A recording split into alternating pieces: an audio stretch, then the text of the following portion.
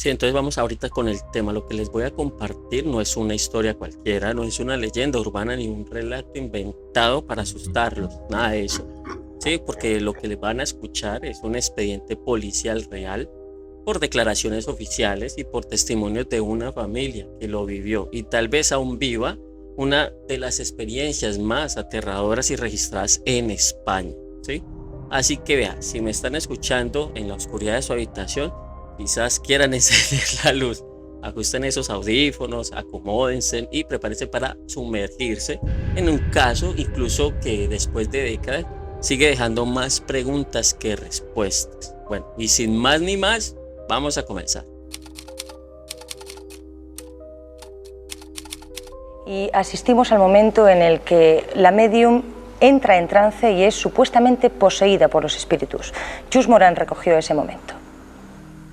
En casa de la familia Gutiérrez se viene manifestando la presencia de espíritus desde que el abuelo murió y expresó como último deseo hacer la vida imposible a la familia desde el más allá. El abuelo había mantenido discrepancias con Concepción, su hija, por motivos económicos.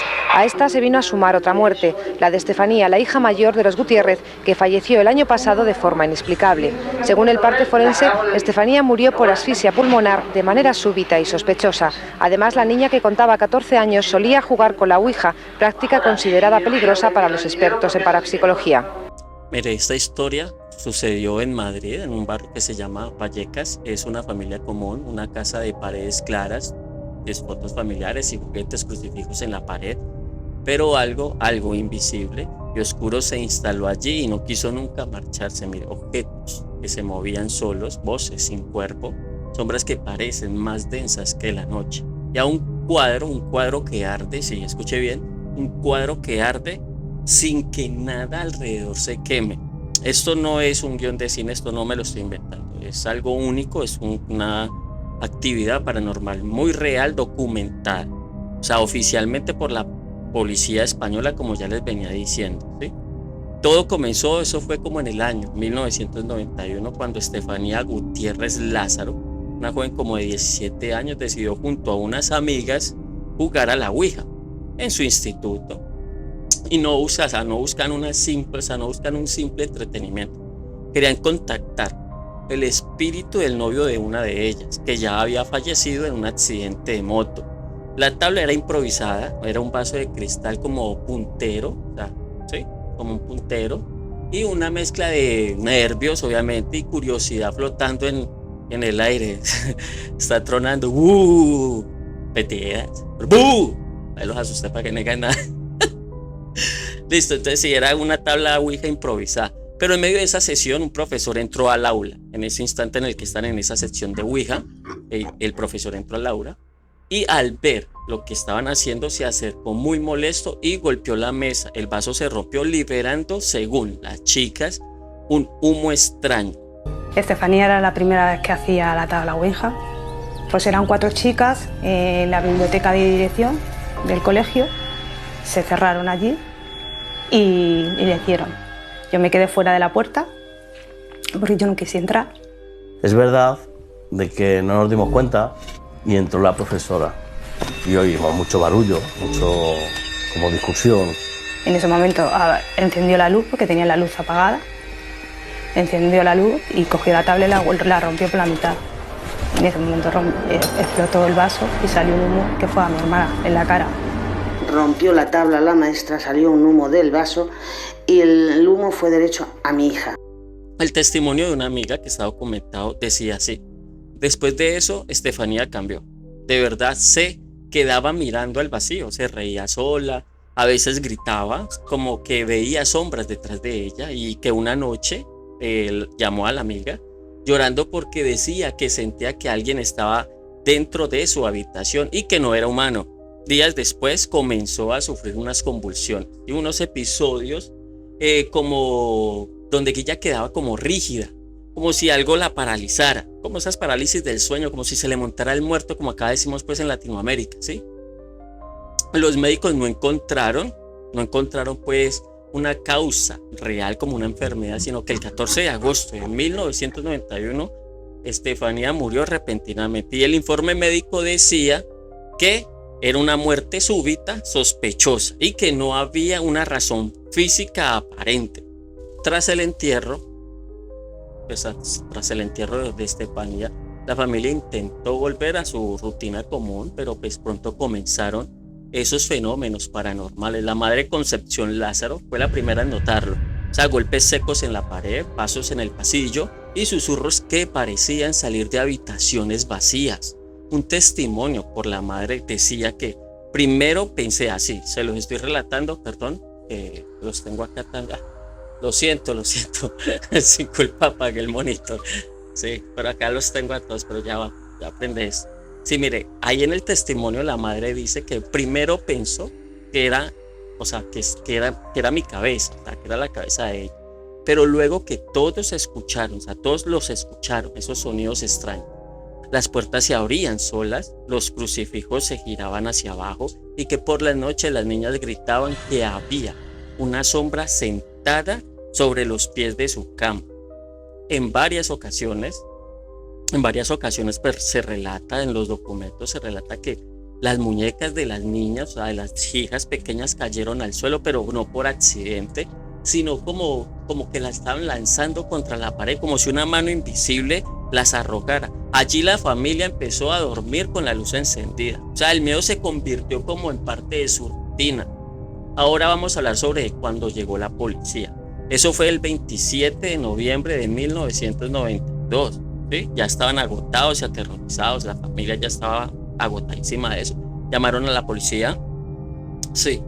Y llegó un inspector llamado José Pedro Negri. Lo pueden buscar. Esto que les estoy compartiendo, saqué varios pozos de internet porque me puse a investigar muy a fondo. Ya había escuchado esta historia porque tengo unos amigos en España y unos clientes también. Entonces me contaron sobre esto y me pidieron que lo hablara. Entonces, ese agente, estoy hablando de José Pedro Negri, al entrar los agentes percibieron un frío inusual en algunas habitaciones y escucharon ruidos inexplicables. El testimonio real del inspector decía así: vimos una figura en un pasillo, escuchamos un armario abrirse solo y una mesa se desplazaba y una figura negra, o sea, una figura negra de gran tamaño, una figura negra de gran tamaño, el cuentallese, que era de gran tamaño, era muy grande, que los armarios se movían solo y las mesas pequeñas se desplazaban. Ojo, pues, que era de gran tamaño esa sombra. Desaparecía y aparecía en ese pasillo. El único informe en España que registra fenómenos paranormales como hechos presenciados por agentes es este del que yo les estoy hablando. Sí, ahorita ya, a eso ya iba. Ahora el cuadro, esto es lo más espeluznante de este caso, ¿sí? El cuadro que ardía, o sea, que arde. ¿Sí? El 1 de noviembre de 1993 ocurrió el evento más perturbador de todos. La foto de Estefanía, que queda en la sala, estaba en la sala, comenzó a arder. O sea, el fuego consumió solamente el rostro y el resto de papel, el marco y los objetos cercanos quedaron totalmente intactos. Y esto es real. Y el testimonio por la mamá decía así: yo lo vi y me quedé sin respiración. No había velas, no había cigarrillos, ni nada, solo fuego, borrándole el rostro. Imagínense, pues, sí. La investigación y el escepticismo. Pues con el tiempo, obviamente, los periodistas, los parapsicólogos y los escépticos investigaron este caso. Algunos familiares aseguraban que ciertos detalles se habían exagerado con los años, pero el expediente policial sigue sin explicación. El caso inspiró una película, espero la vean, que se llama Verónica. La película se llama Verónica, es inspirada sobre esta historia que es real. Verónica del 2017, pero la realidad de Bellaca, o sea, es que Bellaca, maldita Bellaca. No, pero la realidad de Vallecas, Dios, pero la realidad de Vallecas fue mucho más oscura. Sí, entonces quiero que vean esa película. Se llama Verónica porque fue inspirada en esta historia. Mire, y aunque la historia oficial ahora aparece como cerrada, hay testimonios que indican que los fenómenos no terminaron con la mudanza de la familia. Vecinos que pasaban por el frente de aquella vivienda decían escuchar golpes, gritos y una sonrisa femenina que venía desde adentro, incluso cuando la casa estaba vacía. Y un antiguo vecino dio un testimonio declarando en un programa radial local, porque investigué muy bien sobre esto, y ese vecino decía: yo pasé una tarde después del trabajo y siempre sentía que alguien me miraba desde la ventana del segundo piso. Y una noche juraría, o sea, que juraba ver una figura como una chica, pero que no tenía rostro. O sea, con el tiempo la casa fue alquilada a otros inquilinos y ninguno duraba más de un año en esa casa. Sí, la opinión de los expertos, o sea, los parapsicólogos que estudiaron el caso, aseguran que lo ocurrido, o sea, encaja con fenómenos del tipo poltergeist. Pues, o sea, ya saben más o menos qué es eso. Generalmente asociados a jóvenes que atraviesan cambios emocionales intensos. Pero sin embargo, o sea, la muerte de Estefanía complica aún mucho más la hipótesis, porque pues, los sucesos continuaron después de su fallecimiento. Había una entrevista que le hicieron al parapsicólogo. Él declaraba, decía: lo más raro es que la actividad no disminuyó, sino que al contrario se intensificaba al pasar el tiempo. Y eso sugiere que no era solamente una proyección psicológica, pero que incluso, o sea, que allí había algo independiente de la familia. Obviamente que por otro lado, investigadores escépticos, como siempre los hay, apuntan a explicaciones un poco más racionales, ¿sí? Como corrientes de aire, sugestión del ruido del tráfico, pero pues incluso ellos admiten, ¿sí? que o sea, que admiten algo que es real en el acta policial, pues, y es difícil de ignorarlo, y es que hay grabaciones perdidas, ¿sí? Porque es que durante las noches de mayor actividad, la familia grabó varios cassettes, ¿sí? Con los ruidos que escuchaban. En ellos se oyen golpes, porque yo los escuché, y créame que sí es un poquito aterrador, porque son reales, o sea, no es algo muy fingido, porque estamos hablando de hace años, ¿sí? Y eran unos golpes, como unos arrastres, como si arrastraran algo. Incluso, mire, allí aparece como si fuera una voz femenina susurrando el nombre de Estefanía. El grupo de parapsicólogos Unidad Cero está investigando el caso y han obtenido algunas psicofonías como esta.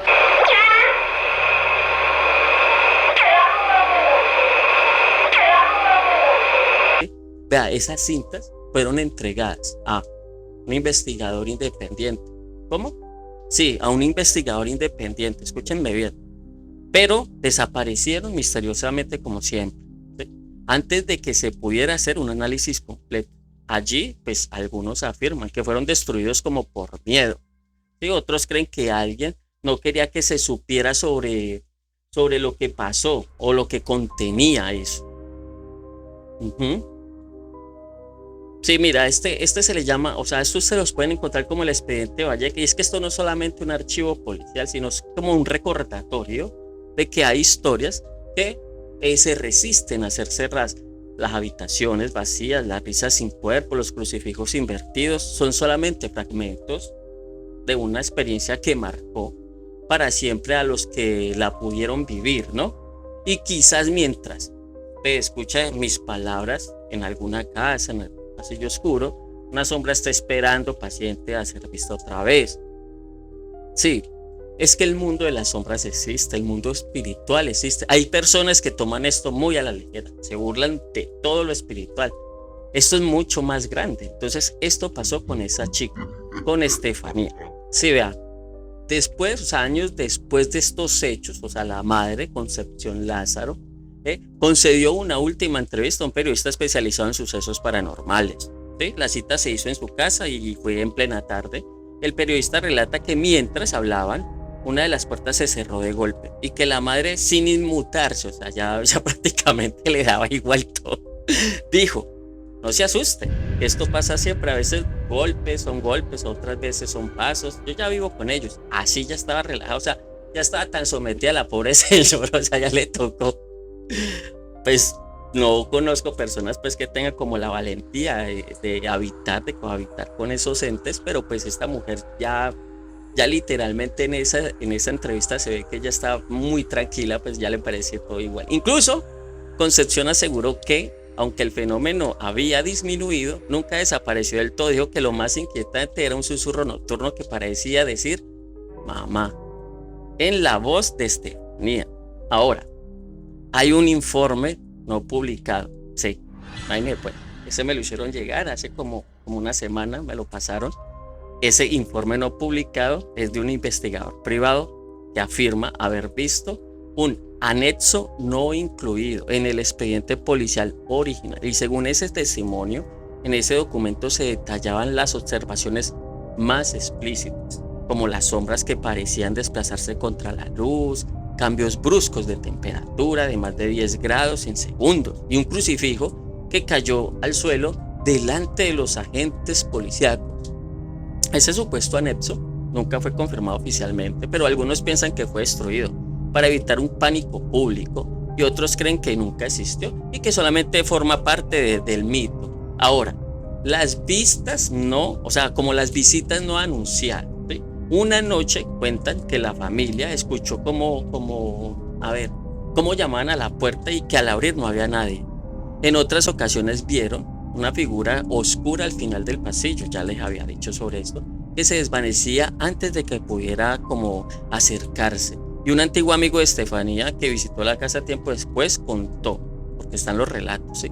Sentí que alguien me tocó el hombro, pero estábamos solos en el salón. Salí de allí con un frío que no se ha podido quitar en los años. Es que esto es una investigación conclusa, en realidad, porque cuando me puse a investigar sobre este caso, es algo muy inconcluso. O sea, sé que le faltan partes, los anexos a aquellos que eliminaron, porque la historia se entrecorta en muchas partes. Sé que eliminaron cosas muy brutales, supongo que por el pánico de la gente. Entonces, mire, esto es una investigación inconclusa. ¿Por qué? Porque es que los periodistas y los investigadores y los programas de televisión que pues pudieron hacer algo con esto pues para dar respuesta, buscando una respuesta, algunos llevaron mediums a la casa, quienes afirmaron sentir una presencia atrapada que no quería irse. Un investigador escéptico, de esos que no creen ni en Poncio, supongo, sí, dijo, o sea, hizo un experimento y dejó cámaras grabando. Durante 48 horas seguidas en la grabación, a las 13:17 se oye un golpe fuerte y el plano se mueve solo, como si la cámara hubiera sido empujada. No se encontró una explicación pues técnica sobre esto.